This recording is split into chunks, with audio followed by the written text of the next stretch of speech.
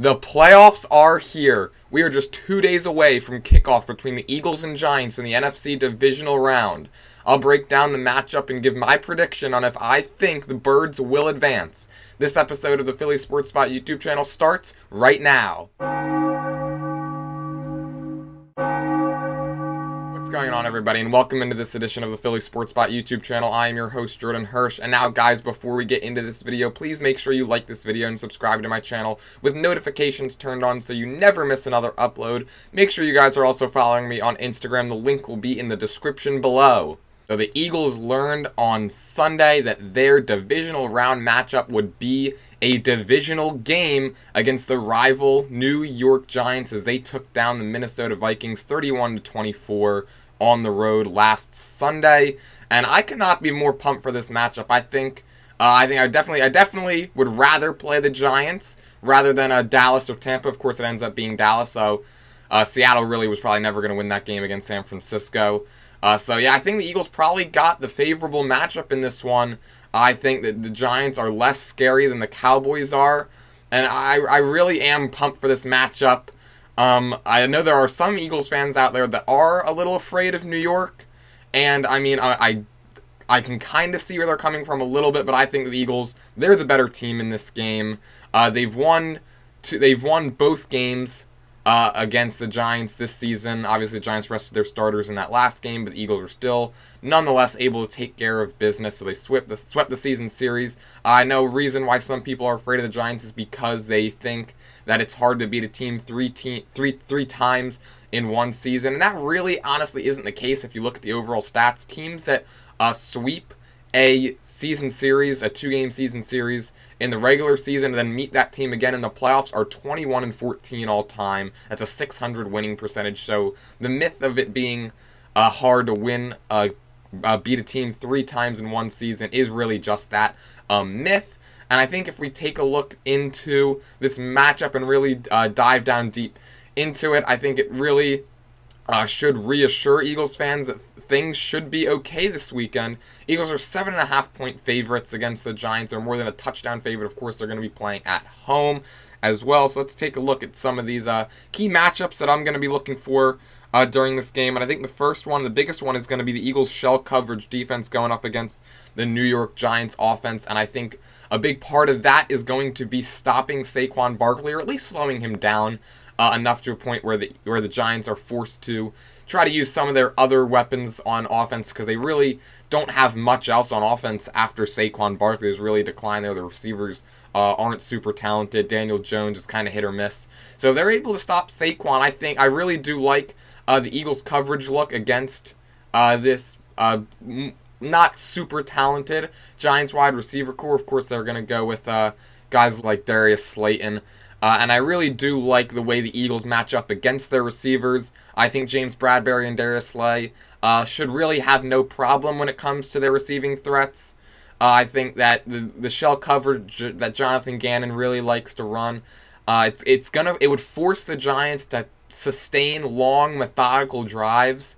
And I think as long as the Eagles are able to stop Saquon, which, by the way, they were able to do. He had just 9 rushes for 28 yards in the one game they did play against us earlier this season. If the Eagles are able to stop him, I think they should be just fine. I don't think that Daniel Jones and these wide receivers are going to be able to sustain 12, 13, 14, 15 play drives consistently to go down the field, especially in the hostile environment of the Link at playoff time. And I know there are a lot of people that are afraid of Saquon. Again, like I said, we held him to just 28 yards in the game earlier this season. Eagles have stopped other talented running backs too. They kept Aaron Jones quiet. They really shut down Derrick Henry, who I would say is probably the best running back in the league, better than Saquon. And he came in here and just Eagles were able to stop him the entire game. I think he only had 33 yards in that blowout win over Tennessee earlier in the season. So the Eagles have proven that they could stop talented running backs. If you take a look at Saquon's stats from the game against Minnesota, he had about 50 yards on the ground, 50 yards through the air. I do think I would take that. That's just 100 scrimmage yards for a guy who can really be an explosive runner. Of course, there's always a possibility that he is going to break a run or two in this game. I do expect him at some point to have a big run. He might go 20, 30 yards. But as long as the Eagles are able to limit that, hold him to maybe just 3 or 4 yards per carry instead of 5 or 6, and make the Giants' passing game beat you, I think the Eagles are going to be A-okay. If you take a look at some of the injury situations on both teams, of course, the Giants had a couple injury scares in their game against Minnesota.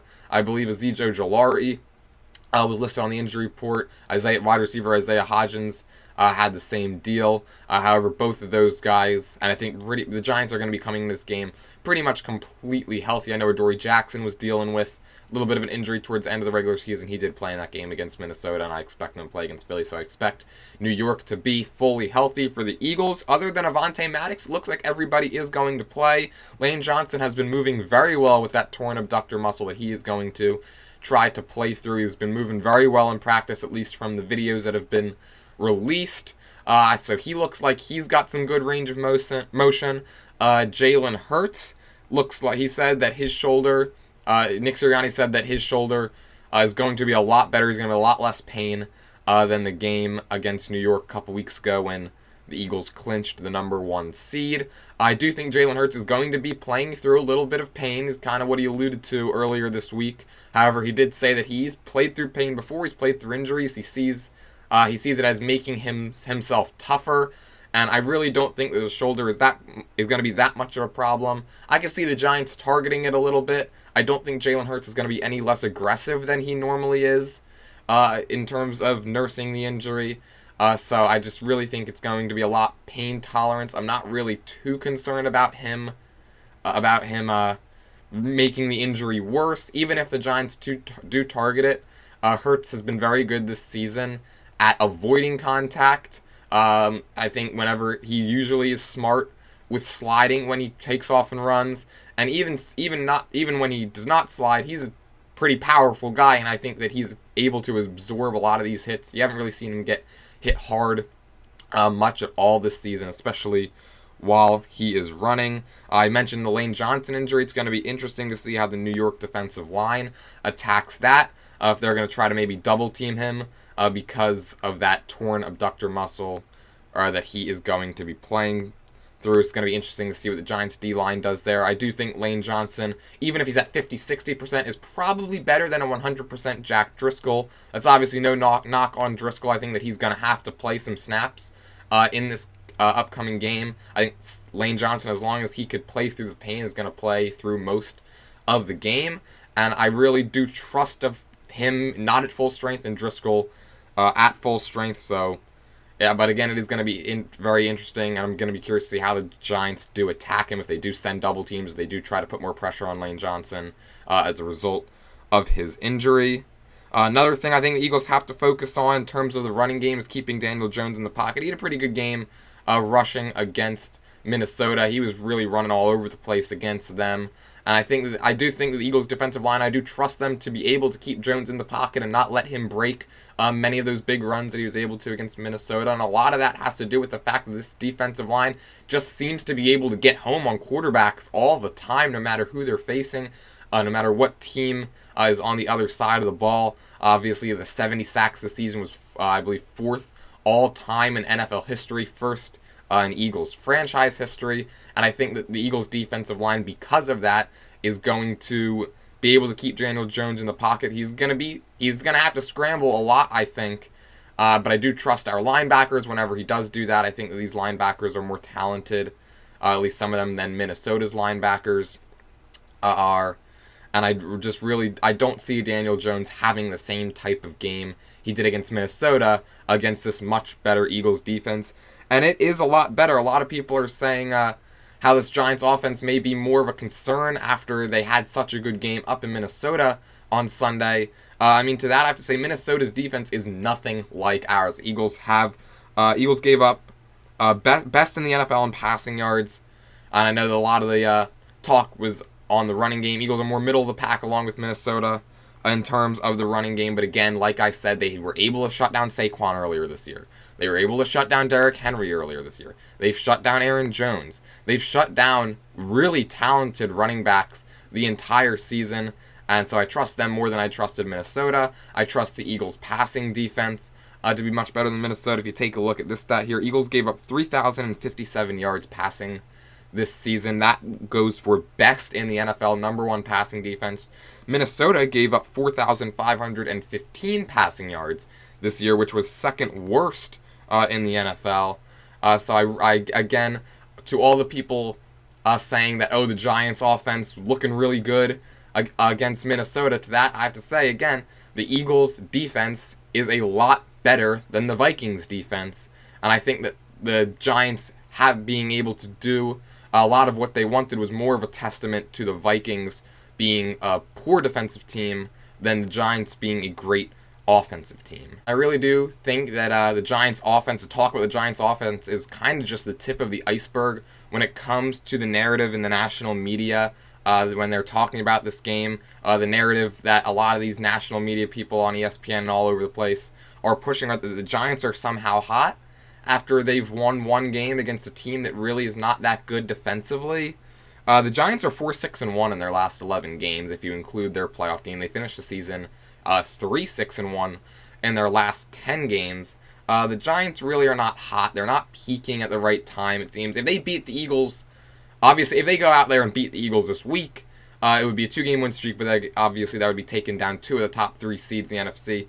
That would classify more as being hot, but beating the Vikings, who are a subpar defensive team, and finishing your season last 11 games, including the playoffs, 4-6-1, I don't think classifies as hot.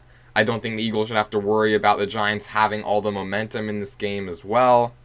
It was, like I said, it was really just one win against a below-average defense that a lot of these people in the national media talking about. The fact that the Giants are peaking at the right time, I think, is kind of ridiculous. I think the Giants peaked earlier in the season. Remember, they started out the season 7-2. That was peaking when they won their 7th game of the year to get to 7-2. After that, it's 4-6-1, and one playoff win against a subpar defense.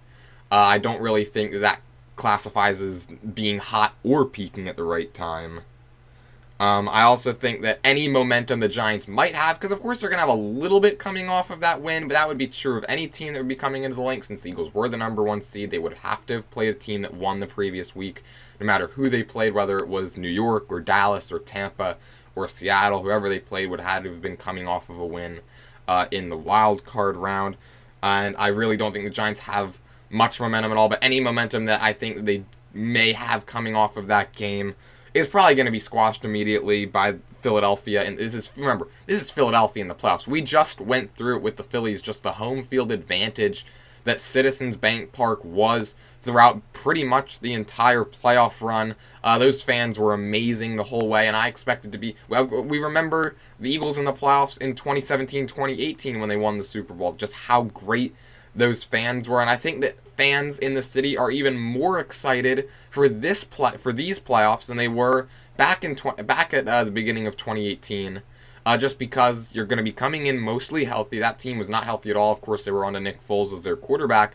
I think a lot of fans are very excited to see what Jalen Hurts will do, and I expect the link to be even louder this time around than it was back in 2018. Obviously, there's about 25-ish thousand more fans that could fill the link than could fill Citizens Bank Park.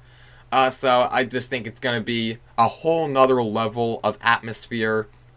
Obviously, there are going to be some Giants fans that come down the I-95 corridor into the link on Sunday. But we, as a fan base, I think we need to do a good job of limiting that. I put it on my Instagram story back right after the Giants had won their game on Sunday to not sell your playoff tickets. And I cannot stress it enough, because when you're selling your playoff tickets on these resale sites such as Ticketmaster, StubHub, SeatGeek, just all these sites like that, you have no clue who's buying them, and it could be a ton of Giants fans, and I'm sure that there are Giants fans that immediately, when they won that game against Minnesota, went on those sites and bought tickets for this game. The link, considering the fact that New York and Philadelphia are really not too far away, obviously driving distance, and I think as a fan base, we have to do a good job of keeping that home field advantage and not letting the Giants fans come into our house in a playoff game, especially.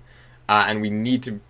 I understand if you have to sell your tickets for personal reasons or for financial reasons, but if you bought your tickets or you have season tickets, and you're able to go to this game, go, or at the very least sell your tickets to friends, family that you know are Eagles fans, so you know that that link will be rocking with the green and black on Saturday. All right, and now to my game predictions for this Eagles-Giants divisional matchup. Again, it is Saturday at 8:15 on Fox. I think the Eagles are going to be able to handle New York. I think they're going to pick up their third win against them this season. I have the Birds winning 27-16 and advancing to the NFC Championship game. So I have the Eagles 27, Giants 16. I think the Eagles do cover that spread. I think the Giants are not going to be able to sustain those long drives. Like I said, I think they're going to be forced to kick some field goals perhaps. And I don't think that a consistent field goal game is going to be able to beat the Eagles offense in this one. So Eagles 27, Giants 16. I've got the Birds moving on to the NFC Championship game. Also, if you guys have made it this far, drop a comment on how you think this game's going to go, score prediction-wise, matchup-wise. What do you expect out of this divisional round matchup? All right, that is going to wrap things up for this edition of the Philly Sports Spot YouTube channel. Again, make sure you guys like this video and subscribe to my channel with notifications turned on so you never miss another upload. Make sure you guys are also following me on Instagram. The link's down in the description below, or you can just look me up. It's at Philly Sports Spot. That's PhillysSpotSpot.